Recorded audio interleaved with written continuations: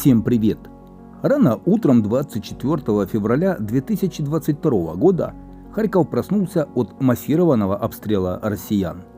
Регион, имеющий на востоке общую границу с Российской Федерацией, в первые же дни полномасштабного вторжения лишился почти 40% территории. Но вопреки сложившемуся представлению, русскоговорящий Харьков показал, что он самый что ни есть украинский и борется за каждый сантиметр своей земли. На защиту города и страны встали люди, до этого никогда не державшие в руках оружие. В этом видео истории военных, волонтеров, врачей и даже животных. И первый, кто у нас в списке историй, волонтер из Японии, который решил навсегда остаться в Харькове после 9 месяцев жизни в метро. 75-летний Фуминори Цучико добровольно 9 месяцев прожил в харьковском метрополитене, помогая укрывавшимся там от обстрелов людям. Теперь он продал свой дом в Японии и решил навсегда переехать в Харьков. Фуминори Цучико приехал в Харьков на 3-й месяц полномасштабного вторжения. 9 месяцев прожил в подземке на станции Героев Труда, тогда служившей бомбоубежищем, чтобы поддержать людей. О жизни в подземке рассказывал в Фейсбуке и собирал пожертвования для харьковчан. После того, как метро заработало, начал организовывать еженедельную гуманитарную помощь своим новым друзьям, а затем и вовсе продал дом Японии и переехал в Харьков. Татьяна Тумасянс, боец теробороны ВСУ с позывным «Тума». До полномасштабной войны она работала актрисой в Харьковском государственном академическом театре кукол имени Афанасьева. Харьковчане видели эту актрису или ее кукольных персонажей в более чем десятке популярных спектаклей театра кукол, в том числе «Мастер и Маргарита», «Декамерон», «Ревизор», «Золотой ключик» и так далее. Татьяна Тумасянс сейчас служит в 206-м батальоне территориальной обороны ВСУ 241-й бригады ТРО города Киева. Говорит, что прежде всего защищает своих родных и предков.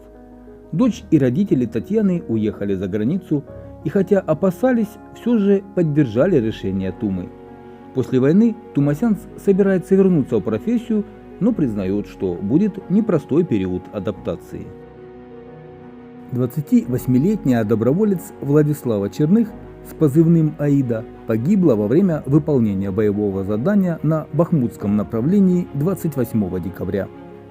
До полномасштабного вторжения армии Российской Федерации в Украину она была аспиранткой Национальной фармацевтической академии. Ее отец – известный фармацевт, экс-ректор Национальной фармацевтической академии Валентин Черных. По словам командира Хартии Всеволода Кожемяка, Влада решила служить в Хартии после 2 месяцев, проведенных под обстрелами в подвале. Родители поддержали ее решение. В ряды подразделения она вступила в мае как медик, но в подразделении быстро заметили ее стрелковые способности, и она стала первой женщиной в полевой части Хартии. Позже начала работать в разведке, а затем стала пилотом дронов разного назначения – разведчиков, бомбардировщиков, камикадзе. Девушку похоронили на 2-м городском кладбище города Харькова. Детского писателя Владимира Вакуленко россияне убили во время оккупации Изюма. Владимир Вакуленко исчез в конце марта, а его тело было найдено и идентифицировано в одной из могил на месте массового захоронения в Изюмском лесу осенью 2022 года. В первые дни оккупации Изюма Владимир вел дневник, который закопал в землю, а после освобождения Изюма осенью его отец передал записи украинской писательнице Виктории Амелиной. Писатель не эвакуировался из-за сына, у ребенка аутизм. Владимир Вакуленко воспитывал сына преимущественно своими силами, почти никогда с ним не расставался. В январе во Львове переиздали книгу детских стихов Вакуленко «Папина книга». Руководитель Харьковского регионального перинатального центра Ирина Кондратова вошла в рейтинг «100 женщин 2002», которые вдохновляли и влияли на мир в 2022 году по версии BBC. Врач не покинула перинатальный центр даже во время сильнейших обстрелов города, говорят составители рейтинга.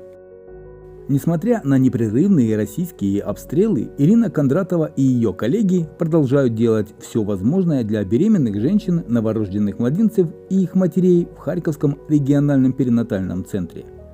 Они обустроили родильное отделение в подвале больницы и рисковали своей жизнью, не оставляя реанимации даже когда звучали сирены воздушной тревоги. Потому что некоторых младенцев нельзя было ни перевести в другое место, ни даже оставить одних. А с 2014 года ее отделение предоставило медицинскую и психологическую помощь более 3000 женщин из Луганской и Донецкой областей, говорится в материале издания.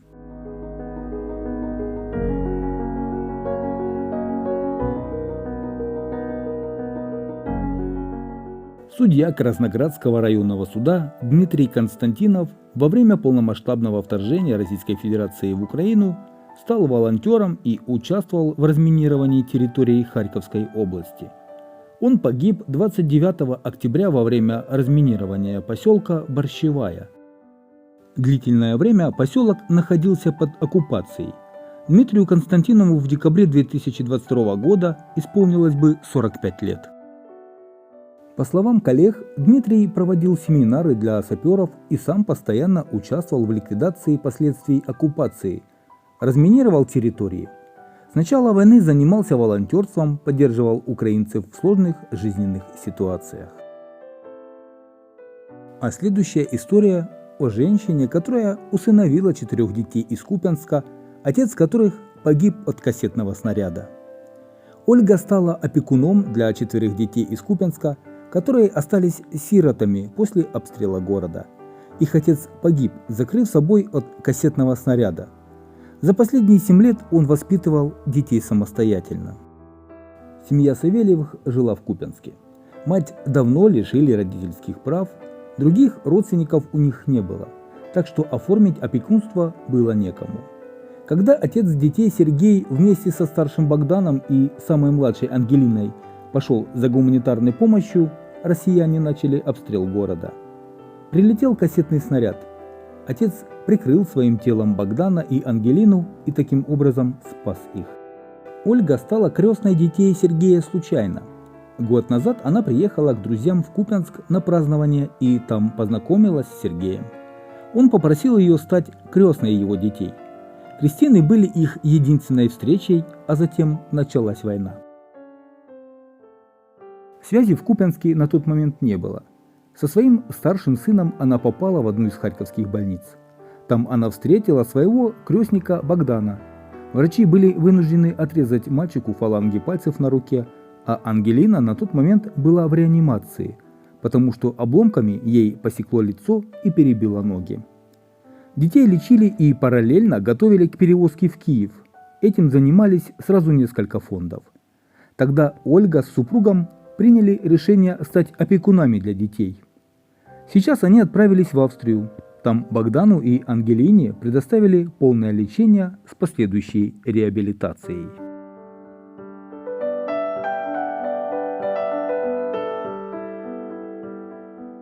Девушка с позывным «Скрепка» родом из Коростеня Житомирской области.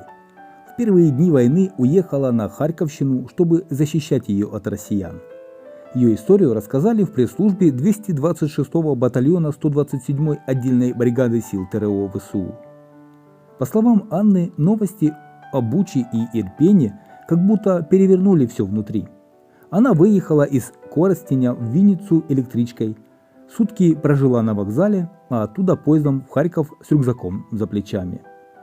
Рвалась защищать неньку, поехала туда, где считала себя необходимой. До войны работала оператором в интернет-компании. Увлекается оружием и любит охоту, метко стреляет. Сначала ее приняли на службу делопроизводителем в группу логистики, но по собственному желанию она перешла стрелком в боевую роту и сейчас находится на передовой, защищая границу. В подразделении говорят, что до войны девушка поборола онкологию. Теперь она готова победить в войне, создать семью и быть примером для своих будущих детей. После войны планирует остаться в вооруженных силах Украины.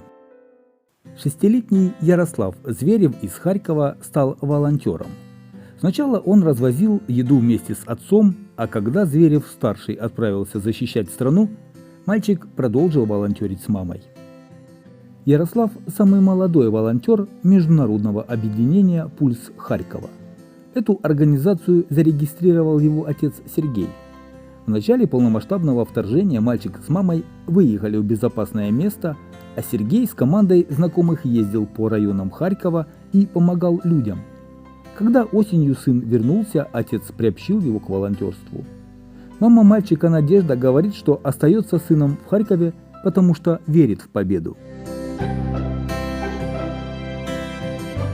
Известный харьковский кот-блогер Степан, который проживал на Салтовке, с началом полномасштабного вторжения в Украину вместе с хозяйкой эвакуировался за границу. Все это время его семья помогала собирать средства на помощь животным в Украине. Благодаря подписчикам за 4 дня удалось собрать более 10 тысяч долларов.